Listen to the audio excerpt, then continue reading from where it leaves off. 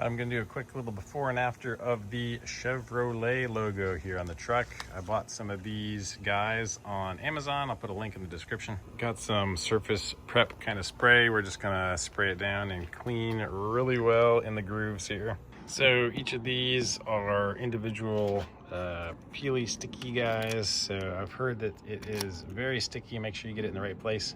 They are just double-sided sticky tape. I got the matte black. I'm gonna go ahead and place it here very carefully, obviously using two hands instead of one, so I can get it nice and even. Bam, a couple seconds, we have an H on there. All right, careful with the O, it's subtle, but the top is thinner than the bottom. All right, we got a Chevrolet.